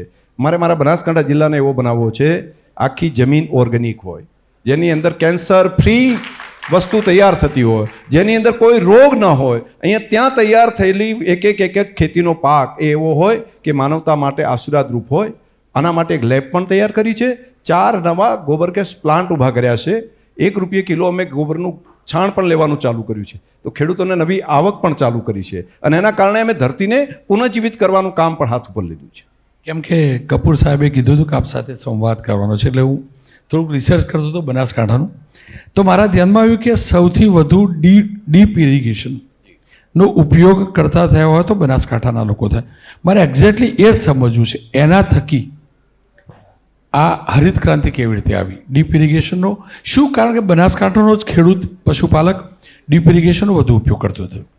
પૂરા દેશમાં કેટલાક જે સૂકા પ્રદેશો છે એમાં બનાસકાંઠા જિલ્લો આવે, પરંતુ સૌથી વધારે માઇક્રો ઇરિગેશનનું કામ જો કોઈએ પૂરા ભારતમાં કર્યું હોય તો બનાસકાંઠા જિલ્લાએ કર્યું. પાણીની ક્રાઇસિસ હતી, મારા ગાળાને પણ છે. અને એ વખતે રસ્તો શું? તો રસ્તો માત્ર ને માત્ર લાગ્યું કે માઇક્રો ઇરિગેશન. અને માઇક્રો ઇરિગેશનના આધાર ઉપર કેટલાક ખેડૂતો જાતે ઇઝરાયલ જઈ આવ્યા પોતાના ખર્ચે. અને પછી સરકારે એક સ્કીમ મૂકી હતી, મોદી સાહેબ અહીંયા હતા ને ત્યારે, કે તમે સબસિડીવાળી, બીજા કોઈ ઉપાડી નહીં, બનાસકાંઠાએ ઉપાડી લીધી. અને અત્યારે ત્યાં જે પણ ખેતરમાં જશો ને તો સ્પ્રિંકલર, ડ્રીપ ઇરિગેશન, અને હવે તો સબસિડી સિવાય લોકોએ આ કામને હાથ ઉપર લઈ લીધું છે. અને એનું પરિણામ એ છે કે આજે બનાસકાંઠા ખેતી કરી શકે. જો ડ્રીપ અને સ્પ્રિંકલર ન કર્યું હોત તો આજે માઇગ્રેશન કરીને બીજે રાજસ્થાનની જેમ બીજી જગ્યાએ જવું પડે એવી સ્થિતિ બનાસકાંઠાની થઈ જાત કદાચ. હું કેમ કે અલગ અલગ પ્રોડક્ટ જોતો હતો. જો સ્વાભાવિક રીતે જ કોઓપરેટિવ સેક્ટર એકબીજાના સહકારથી ચાલે છે, એટલે જેટલી પણ કોઓપરેટિવ મંડળીઓ છે મિલ્ક માર્કેટ ફેડરેશનની, એની બીજી કોઈ કોમ્પિટિશન નહીં હોય. પણ તમારી લોકોની કોમ્પિટિશન કોર્પોરેટ કંપનીઓ સાથે તો હશે જ. જ્યારે ગુજરાત બહાર નીકળતા હોય, તમે કહો કે દેશની બહાર પણ પ્રોડક્ટ મોકલીશું. આ સંજોગોમાં જે કોર્પોરેટ કંપની છે મિલ્ક સેક્ટરની કે હની સેક્ટરની, એને કોમ્પિટ કરવાનો, એ કોમ્પિટિશનમાં ટકવા માટેનું આયોજન છે. જો એક કોઓપરેટિવ અને કોર્પોરેટ બંનેમાં ડિફરન્ટ તો રહેશે. કોર્પોરેટમાં કોઈને માલિકીપણું હોય, આમાં કોઈ માલિકીપણું ના હોય, એના નાના લોકો એના માલિક છે. તો પોતિકાપણાનો ભાવ જો ન હોય તો પ્રોબ્લેમ થઈ શકે. પરંતુ સારી ટીમ જો બનાવી દઈએ, દાખલા તરીકે મારે ત્યાં અમે કરી શક્યા છીએ, તો મેં સારી ટીમ, એ એની રીડ છે, રીડની હડ્ડી છે. તો મેં અત્યારે IIM, IIT, BHU, IRMA આવા બધા ઇન્સ્ટિટ્યૂટમાંથી દર વર્ષે 20-25 જેટલા નવા યંગ દીકરા દીકરીઓને પ્લેસમેન્ટ કરીને ડેરીમાં લાવું છું. જે માઇન્ડ છે એ બધાને અહીંયા લાવું. IIMમાંથી પણ અહીં લાવવાના, IITમાંથી પણ લાવવાના, અને બહાર પણ હમણાં જે અમારા બ્રિગેડિયર કહેતા હતા કે સારી કંપનીઓમાંથી પણ એવું લાગ્યું તો એને લઈને અહીંયા લાવવાનો. તો એક તો, અને એને પૂરતો અધિકાર આપવાનો, એને સ્વતંત્રતા આપવાની. અમે બધાના હક અને ફરજ બે નક્કી કરી નાખી છે. અમારે ત્યાં ક્યારેય અમારી માગે પૂરી કરો કોઈ નામનો કોઈ ઝઘડો નથી થતો. મારે ત્યાં 3,500થી વધારે કર્મચારીઓ છે. કોઈ દિવસ આંદોલન તમે બનાસ ડેરીને નહીં જોયું હોય. તો કારણ શું? દરેકના હક પણ છે, દરેકની ફરજો પણ નક્કી કરી છે. બીજું એને એક સિસ્ટમ સાથે જોડ્યા છે. TQM કરીને સિસ્ટમ છે મારી, ટોટલ ક્વોલિટી મેનેજમેન્ટ, જાપાની સિસ્ટમ છે.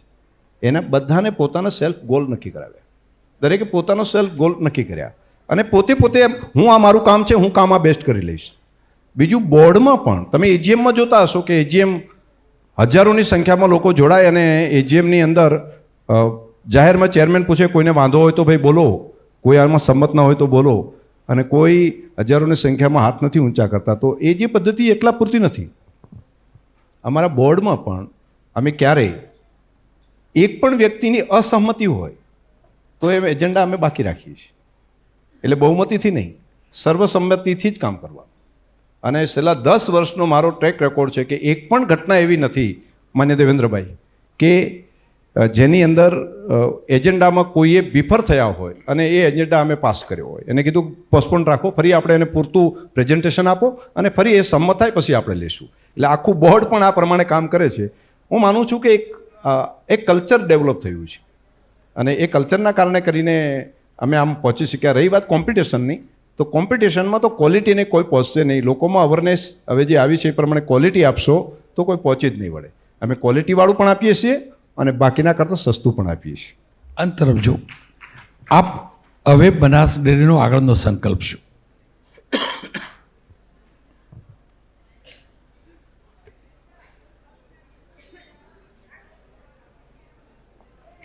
બનાસકાંઠા માટે એક ગોલ છે અને બીજો દેશ માટે છે. બનાસકાંઠા માટે રોનકભાઈ અમે વિચારીએ છીએ, બે અમે સ્લોગન આપ્યું હાર્વેસ્ટિંગ હેપીનેસ.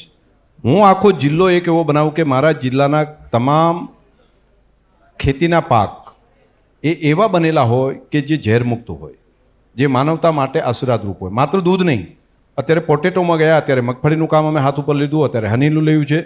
બાકીના પણ ખેતીના પાક કે પોતાના સંતાનોને ખવડાવવા માટે આપણે વ્યવસ્થા કરી શકીએ.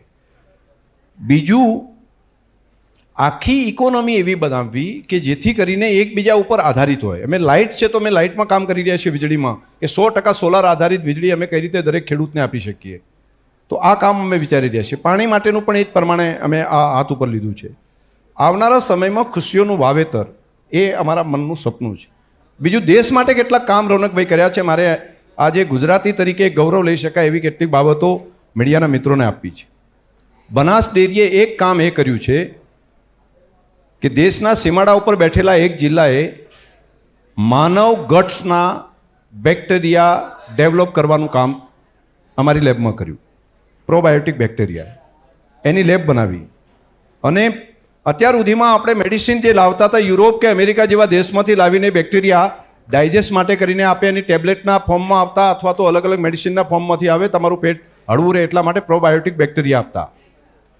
બનાસ ડેરીએ ભારતીય ગટ્સ, ઇન્ડિયન ગટ્સ માટે ભારતના પેટને અનુરૂપ બેક્ટેરિયા ડેવલપ કર્યા અને એ બેક્ટેરિયા હવે દૂધ અને છાશની સાથે ખાસ કરીને મિલ્કની અંદર નાખવાનું ચાલુ કર્યું. બહારથી બેક્ટેરિયાને બદલે બનાસ ડેરીએ ભારતની અમૂલ બ્રાન્ડની બધી ડેરીઓને અમે આ બેક્ટેરિયા આપીએ છીએ અને તમામ છાશની અંદર પ્રોબાયોટિક બટર મિલ્ક એ અમે આપીને આખા હિન્દુસ્તાનનું હેલ્થ ઠીક કરવા માટેનું કામ બનાસ ડેરીએ ચાલુ કર્યું છે. એક કામ આ લીધું છે. માત્ર બનાસ માટે નહીં, આખા દેશ માટે આ કામ કરીએ.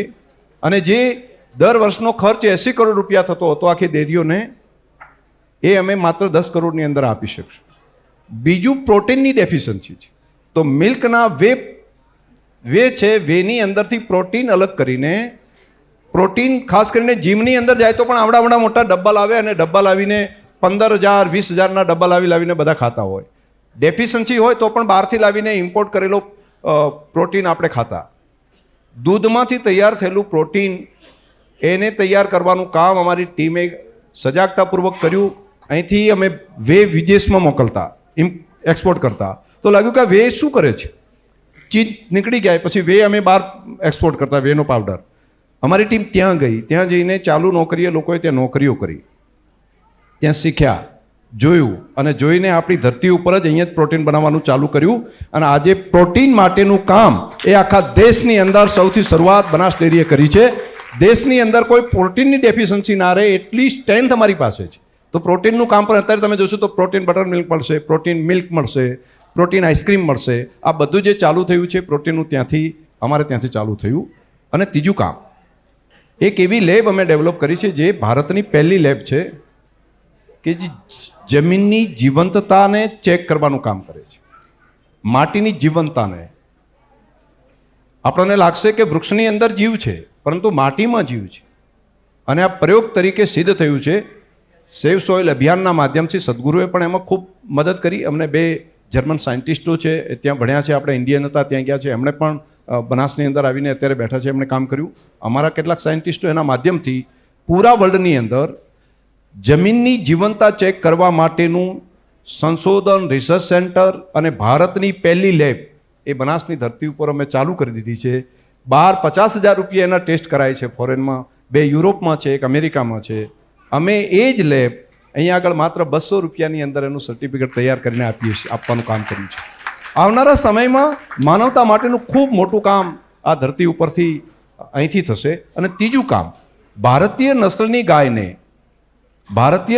ગાય એને એમ્બ્રિયો ટ્રાન્સપ્લાન્ટ ટેકનોલોજી થકી એક ગાયમાંથી 1 વર્ષે 50 જેટલા બચ્ચા તૈયાર કરી શકાય. અને આ બહાર આપણે વાતો સાંભળતા હતા, એ અમે બનાસની ધરતી ઉપર અત્યારે ચાલુ કરી દીધું છે. 1 વર્ષની અંદર દર વર્ષે 10,000 બચ્ચા તૈયાર કરવા માટેનું કામ 350 એકરમાં, આ કામ 350 વીઘામાં અમે બનાસની ધરતી ઉપર કાર્યરત થઈ જશે. એટલે એક જો સારી ગીર ગાય છે, એક જો સારી બનાસની ગાય છે, તો એમાંથી એના એક્સ લઈને બીજી ગાયમાં નાખીને રીપ્લાન્ટ કરીને એમાંથી એવી દેશી ગાયો નાખવાની. અને દેશી ગાયનું જેટલું વધે તો એનું ક્વોલિટી ઓફ મિલ્ક પણ સારું છે અને એની હેલ્થ પણ સારી છે. હું બ્રાઝિલ હમણાં ગયો હતો, હું બાકીના અલગ અલગ દેશોમાં ત્યાં આગળ ગયો. બધી જગ્યાએ ટેમ્પરેચર વધી રહ્યું છે, તેની ગાયો ટોલરન્સ નહીં કરી શકે. ત્યારે ભારતીય ગાય એકમાત્ર એવી છે કે જે આ ટોલરન્સ ગરમી પણ કરી શકે છે, એને બીમાર પણ ઓછી પડે છે અને રોગ પ્રતિકારક શક્તિ પણ વધારે છે અને ખોરાક પણ ઓછો છે. એટલે ભારતીય નસ્લની ગાયો જે છે એ સાયવાલ હોય, થરપારકર હોય, ગીર હોય, કાંકરેજ હોય, આ બધી ગાયો આશીર્વાદરૂપ છે. આ ધરતી માટેનું અમૃત છે એમ કહું તો કંઈ ઓછું નથી. તો એને જો સંવર્ધન કરવાનું કામ ભગવાન કૃષ્ણએ 10 લાખ ગાયો બનાવી હતી, ત્યારે 10 લાખ ગાયોનું સંવર્ધન કર્યું હતું. અને હું માનું છું કે બનાસ ડેરી પણ અહીંયા આગળ 20 લાખનો ટાર્ગેટ અમે નક્કી કર્યો છે અને આવનારા સમયમાં અને આપણે સક્સેસ કરીશું. આપ સૌના આશીર્વાદથી આ કામને પણ કરીશું. માત્ર બનાસ માટે નહીં, પૂરા દેશ માટે આ કામ કરીશું અમે. તો ભારતીયતા જે છે એને વેદની એક ઋચા છે, ઋગ્વેદની અંદર છે, સંગસ્વધમ સંવદધ્વમ સંભો મનાસી જાનત દેવા ભાગમ યથા પૂર્વે સંજાનાના ઉપાસતે. તો બધા સાથે મળીને ચાલીએ, કદમથી કદમ મિલાવીને ચાલીએ. આપણે બધા પોતપોતાનું કર્તવ્ય કર્યા જ કરીએ, એની અંદર કોઈ સંઘર્ષ ના હોય. બસ આ વેદની ઋચા પ્રમાણે, મૂળ ભારતીય વિચાર પ્રમાણે અમે કોઓપરેટિવના સિદ્ધાંતથી આ કામને હાથ ઉપર લીધું છે. શંકરભાઈ, આપનો ખૂબ ખૂબ આભાર. ખેર ફરી એકવાર કહીશ, બનાસ નદી 365 દિવસમાંથી ચોમાસા સિવાય પાણી નથી હોતું, એ હકીકત છે. નદીમાં પાણી બીજી નદીથી જોડીને કદાચ આપણા ત્યાં લાવી શકાશે, પણ એ હકીકત છે એક નદી ભરાય એના કરતાં પણ વધુ દૂધ બનાસની અંદર પ્રોસેસ થાય છે, બનાસ જિલ્લામાં ઉત્પન્ન થાય છે. અને જે બનાસ ડેરીએ પ્રયાસ કર્યો છે અલગ પ્રદેશોમાં જે ડેરી કરવાનો, એનો મતલબ એ રિવર ઇન્ટરલિંક કરીને પાણી લાવવાનો પ્રયાસ છે. કદાચ એના કરતાં પહેલો પ્રયાસ આપણા ત્યાંથી ઉત્પન્ન થયેલું દૂધ દેશ સુધી અને દુનિયા સુધી પહોંચાડવાનો છે. છેલ્લે એટલું બીજું કંઈ શંકરભાઈ, વધુ સારું લગાડવા નહીં કહું, પણ ભગીરથ રાજા નદી ગંગા નદી નીચે લઈ આવ્યા હતા અને એ નદીના આશીર્વાદ આપણને મળ્યા. સંજોગથી બનાસ ડેરીના જે ચેરમેન મળ્યા એમનું નામ પણ શંકર છે અને શંકરમાં શું શક્તિ હોય આપણે તમામ જાણીએ છીએ. ખૂબ ખૂબ આભાર. તમારો આભાર. પ્રકૃતિએ પણ મને એક મોકો આપ્યો હતો. કેટલીક વખત અભિશ્રાપમાં આશીર્વાદ હોય છે. આ વખતે હું જીત્યો ને, પહેલાં હું ચૂંટણી હારી ગયો હતો અને ચૂંટણી હાર્યા પછી ફૂલ ફોકસ ડેરીમાં કરી દીધું. અને એના કારણે કરીને આજે તમે જોયું છે ને છેલ્લા 10 વર્ષમાં, એના કારણે કરીને થઈ શક્યું. ઘણી વખત નિયતિ શું કરતી હોય છે, આપણી પાસે કયું કામ કરાવે છે ખબર નહીં, પરંતુ આ કામ કરાયું હશે અને એ કામ કરી શક્યું. આપ હાર્યા પછી મેં તમારો ઇન્ટરવ્યૂ કરેલો સત્યના પ્રયોગમાં, મેં આ શબ્દો વાપરેલા. કુદરતે તમને હરાવીને સારું કર્યું, તો બનાસ ડેરીનો આટલો વિકાસ થયો. ખૂબ ખૂબ આભાર શંકરભાઈ. Thank you.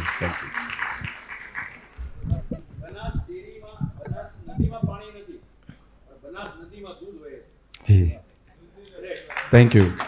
એ પશુપાલકો અને લોકોનો પુરુષાર્થ છે બધાનો, એના કારણે થઈ શક્યું. ક્યાં વાત. કોઈને પ્રશ્ન હોય તો વાત કરે. જી, કોઈને પ્રશ્ન હોય તો થોડી મિનિટ માટે આપણે મંચ જી. પશુઓ જ નથી કે જેથી આટલું દૂધ ઉત્પાદન થઈ રહ્યું છે એની એક શંકા ખૂબ આપણને તમામ સામાન્ય પ્રજાજનોને હોય છે. તો એની કઈ ક્લેરિટી થોડી આંકડા સાથે, કારણ આંકડા હું રજૂ નહીં કરી શકું, કદાચ રોનકભાઈ જોડે હોય આંકડાકીય માહિતી સાથે કે આટલું દૂધનું ઉત્પાદન થાય છે કેવી રીતે પશુઓ જ નથી હોતા.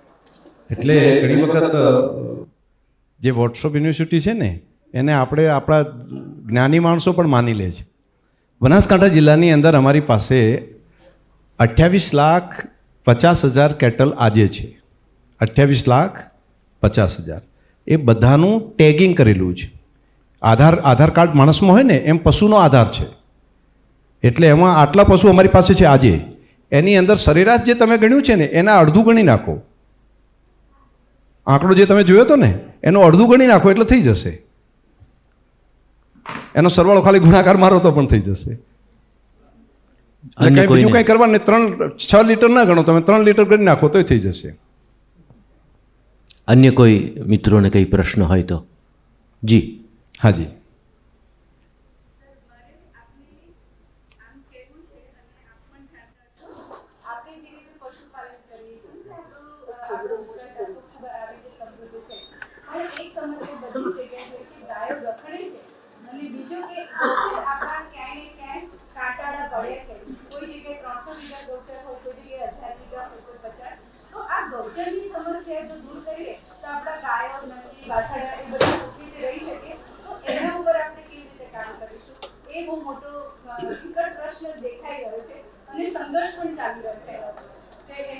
આપની વાત બિલકુલ સાચી છે. એનો ઉકેલ એ હોઈ શકે મારી દ્રષ્ટિથી કે ગાય અને વાછરડા 50-50% જન્મે છે.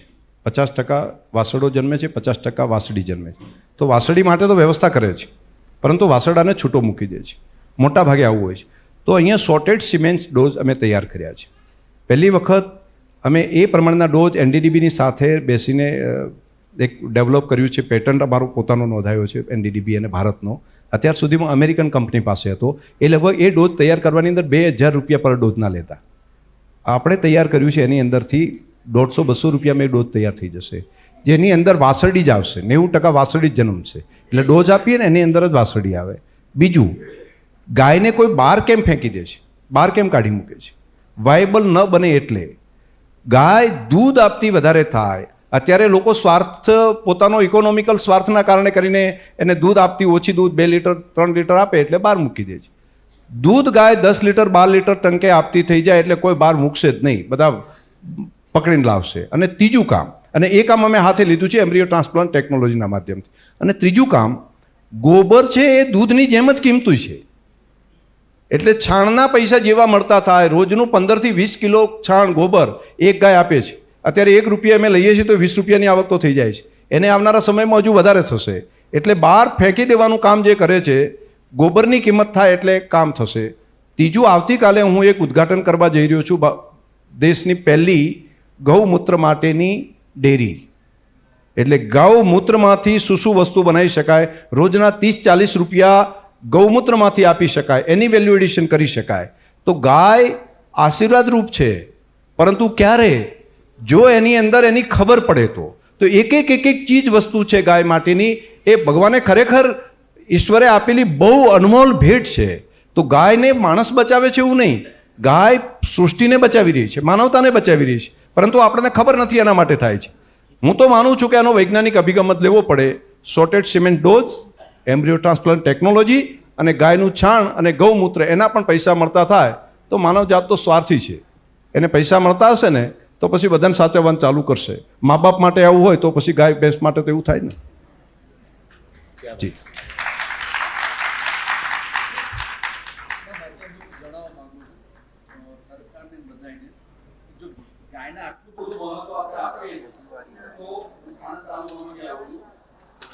ઘણી વખત રાત્રે પગે 2:30 વાગે ખાટલીઓ ગાડીઓ લઈને આવે છે અને ઉપાડી જાય કે ઇન્જેક્શનો મારે. એના માટે કઈ વ્યવસ્થા છે? હું ડેરી તરીકેનો જવાબ નહીં આપી શકું. એના માટે કાયદો બનાવ્યો છે વિધાનસભાએ, ઘણું બધું સારું કામ કર્યું છે. બાકી જવાબ કરીશું. વાત સાચી છે, પરંતુ એનો જવાબ માટે બીજું પ્લેટફોર્મ હશે. જી રોનકભાઈને સમાપન માટે વિનંતી કરું છું.